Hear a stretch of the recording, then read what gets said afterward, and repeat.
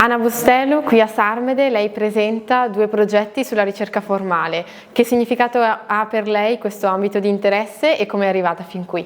Estos proyectos que traigo a Sarmede son proyectos que no son comerciales, que son para mí un espacio de experimentación y llegué a ellos a través del juego, poniéndome un tiempo y un espacio en mi tiempo de vacaciones para experimentar con formas y trabajar como si fueran puzzles. Cosa vuol dire per lei lavorare sulla struttura dell'immagine? Para mí ahora lo más importante es trabajar con la imagen como objeto o el libro como objeto. Entonces siempre pienso las imágenes en relación con el papel, con el libro o con la forma y con la interacción.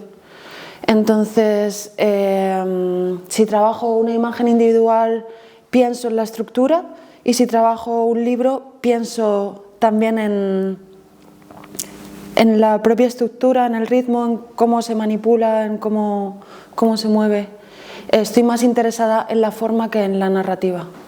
Per lei non è la prima volta che viene qui a Sarmede. Che significato ha questa nuova partecipazione alla 42esima edizione? Lo primero, estoy muy agradecida de participar otra vez.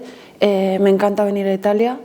Me encanta estar aquí, es un sitio increíble y para mí es una oportunidad muy bonita de compartir con mis compañeras y compañeros, conocer trabajo de otra gente y tener la oportunidad de compartir ideas y charlar con las amigas. Me gusta mucho.